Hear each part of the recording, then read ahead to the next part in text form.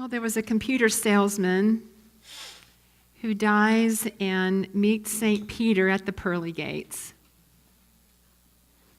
And so St. Peter tells the salesman that he can choose between heaven and hell. And first he shows the man heaven where people are in white robes playing harps and floating around. Dull, says the salesman. Next, St. Peter shows him hell. Toga parties, excellent food and wine, everyone looking as though they're having a fabulous time. He goes, I'll take hell. So he enters the gates of hell and is immediately set upon by a dozen demons who poke him with pitchforks. Okay, this is quite a visual, isn't it? Hey, the salesman demands as Satan walks past. What happened on the party I saw going on? What happened to that? Ah, he replied, you must have seen our demo.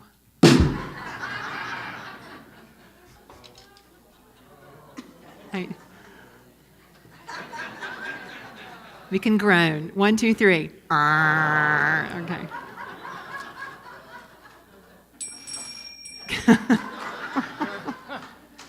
I hear a harp. So here we are back at the season for peace and nonviolence. It feels like it was just yesterday when we started celebrating it last year. And so today it felt right to start out this focus, exploring how we see our world. These days, how do you see our world? The demo? What is your view of the world? Is it a peaceful world? I see some shaking heads. Is it a loving world? Is it an abundant world? Do you call the world good? And when unity, when we use good, we capitalize it good, not meaning a judgment as bad or good, but as a divine idea. Goodness. That it's inherent. Okay, a divine idea is that which is inherent that cannot be changed. And we can experience it differently, but a divine idea is.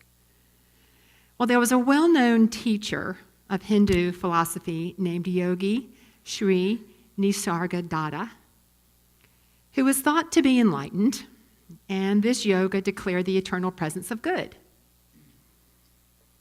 And he was known for affirming, in my world, all is well.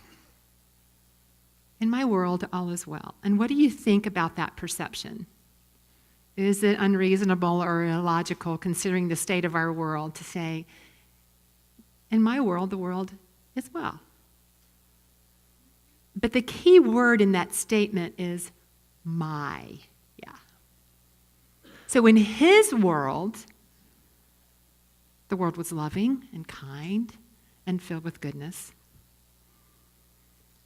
And it seems that as many billions of people there are on the planet, there are that many interpretations of what our world is like. And many experience life in our world as hell. And many experience it as heaven. So what is it that this Hindu guru and those of us who experience heaven see that maybe those who see life as hell don't? And so I'm going to bring Jesus in today, master teacher of peace and nonviolence, because Jesus talked about the kingdom of heaven. And Jesus talked about that the kingdom of heaven is at hand. And this might review for many of you, because this is metaphysics. But in Unity, we talk about heaven not as a place to go to, like in the joke, with harps and streets of gold. Heaven is a state of consciousness. It's a state of consciousness that's in alignment with the truth of our nature. It's a result of acknowledging the divine nature within us and all around us. And it's available to claim at any moment. And the tricky thing is, so is hell. Because hell is a state of consciousness that is based in a belief in separateness. And Jesus is quoted as saying the following precept Now, a precept, when Jesus spoke in precepts, it meant it was a command, meant to support us in taking right action. A precept in Matthew 7:7, he said, "Ask and it will be given to you. Seek and you shall find. Knock and the door will be opened for you." Ask equals claim. That's how we interpret asking. And I love this verse because what it assumes is that there's infinite abundance, the bounty, the perfection. If we just claim goodness, if we're seeking and we're knocking on the door of peace and love and abundance, that it's truly ours for the taking, because that is the nature, the inherent nature of our world. And I believe that those of us that can say, "In my world, all is well," they live from that knowing that there's infinite abundance, infinite peace in our world. That is the inherent nature of our world, regardless of if it's showing up in conditions. And they've tuned themselves to a vibration.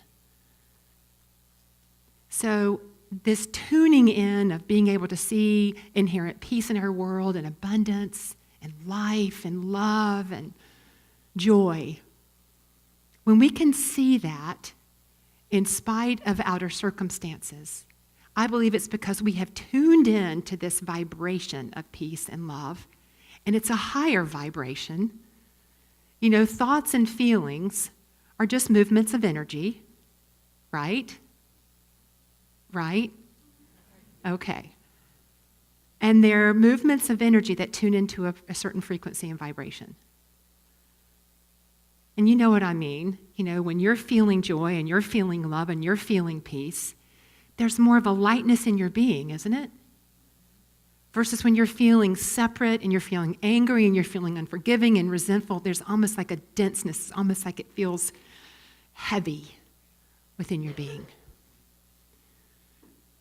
And so that's what I think Jesus was saying, is that we can tune into that vibration if we seek it, if we look for it, if we claim it, if we know it, because that is the inherent nature of our world, regardless of circumstances.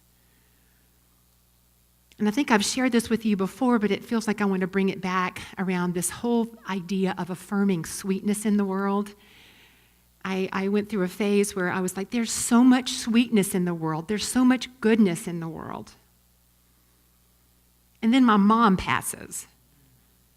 Ow. And what was amazing to me is that when I could get to that place of going, there is so much sweetness in the world, what showed up for me were love notes from my congregation. Thank you. Talk about sweetness in the world. And close friends that are still saying, "How are ya?" And this past week, my neighbor, who I just say hi to, there's a little bit of a language barrier. It's so kind. I'm hearing the scraping outside my door, and dadgum if he's not scraping my sidewalk. And he didn't do it just once this week, he did it twice, and then he salted it. It's just, there's so much sweetness in the world, folks. So in my world, because I just decided that in my world, in my own little corner, I'm going to affirm that. And I told Edie I was going to talk about, Edie and I work together. You know Edie. Everybody knows Edie. Do we love Edie? I know, we love Edie. So Edie and I, work together. She's the office manager. She's also an interfaith minister. And you can imagine our daily conversations about what's possible and about life and about spirituality. And this week we were talking about, we were talking about our driveway and plowing our driveway. And sometimes your minister can get a little bit into the reality of, wow, it cost a lot to plow that driveway, so I'm going to put on my gloves and get the shovel and go shovel. And so here are Edie and I this week doing this.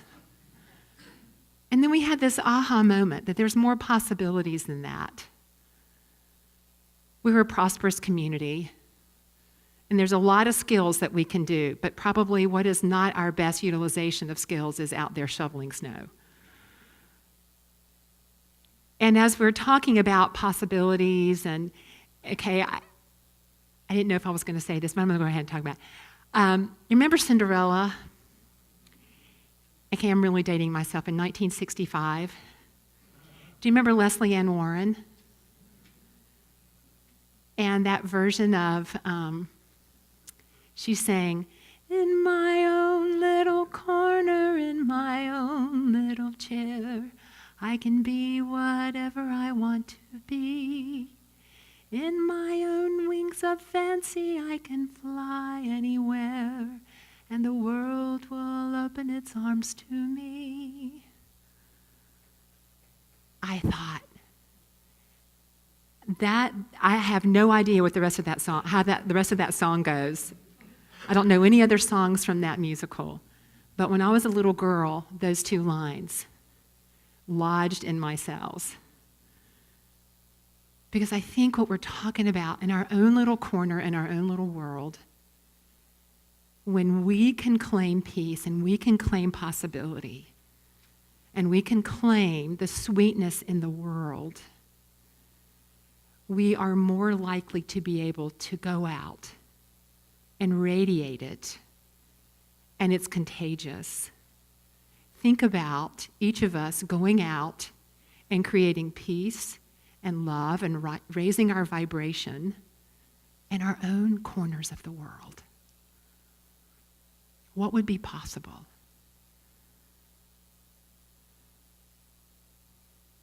There's a unity teaching called "So Within, So Without," meaning whatever we hold in here, we create out here. And I heard another way to say that this week that says, you will see in the world what you carry in your heart. You will see in the world what you carry in your heart. So folks, what do we carry in our heart? What do we carry in our knowing? And I know I talk about it a lot, but social media right now and the news and everything is not really affirming there's a lot of sweetness in the world. So what is ours to do? Can we carry sweetness and goodness and the knowing that that is the true nature of our world, and then go out and see it in our world? That's just the opportunity that we have, because we're all peacemakers.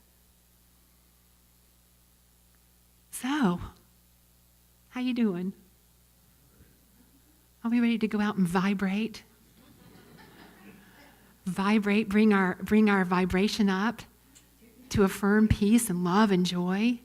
And you know when you're in that vibration, right? Yeah. And when you're not, to be gentle with yourself.